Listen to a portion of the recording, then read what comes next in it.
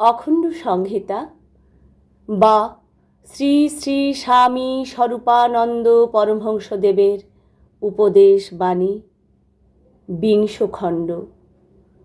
সাময়িক সত্য ও শাশ্বত সত্য।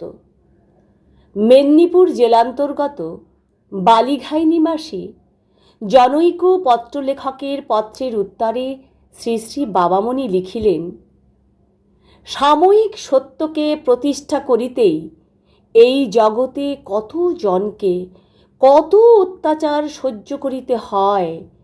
এমতাবস্থায় শাশ্বত সত্যকে সুপ্রতিষ্ঠিত করিবার দুঃসাহস লইয়া যদি কেহ কর্মক্ষেত্রে অবতীর্ণ হন, তবে তাহাকে যে অশেষ উৎপীড়ন সহিতেই হইবে, এই কথাটিকে বেদবাক্য বলিয়া মনে করিয়া নির্ভীক চিত্তে জীবনের পথপর্যটন শুরু করো।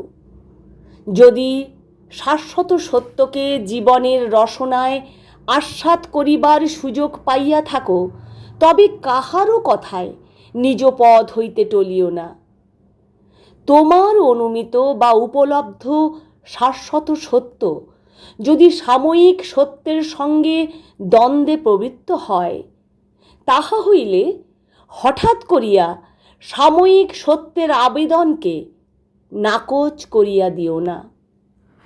কারণ অনেক ক্ষেত্রে সাময়িক সত্য, অশাশ্বত সত্য, আপেক্ষিক সত্য চূড়ান্ত সত্যে উপনীত হইবার পক্ষে সাহায্যকারীও হইয়া থাকে।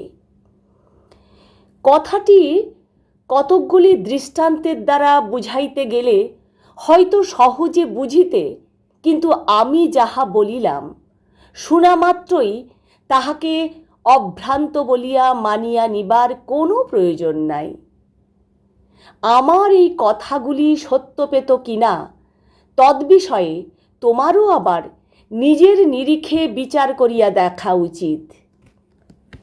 কোনো সত্যকে অস্বীকার করিবার পূর্বে তাহার সত্যতা বাস্তব পক্ষে ঠিক কতটুকু, তাহা বিচারের নিশ্চয়ই প্রয়োজন আছে। এই প্রয়োজনকে যাহারা স্বীকার করে, তাহারা হঠাৎ পরিবর্তনপন্থী হইতে পারে না। তাহারা অতীতের প্রত্যেকটি সংস্কারকেই কুসংস্কার ও স্বার্থান্যদের সৃষ্টি বলিয়া কথায় কথায় রায় দিতে পারে না। যে কোনো ব্যক্তিগত রুচি বা সামাজিক সংস্কার সৃষ্টির পশ্চাতে প্রকৃত প্রয়োজনের দাবি কোন যুগে কী ছিল, তাহার পুঙ্খানুপুঙ্খ বিচার বিবেচনা ব্যতীত তাহাকে সম্যক বর্জনীয় বা পূর্ণত গ্রহণীয় বলিয়া সিদ্ধান্ত ঘোষণা করা যাইতে পারে না।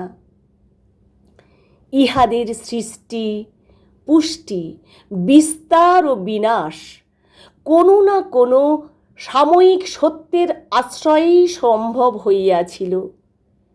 সেই সাময়িক সত্যের মধ্যে কতটুকু ছিল, আছে বা থাকিবে, শাশ্বত সত্যের শরণাগত হইয়া এইটুকুই তোমার সযত্নে দেখিয়া লওয়া প্রয়োজন।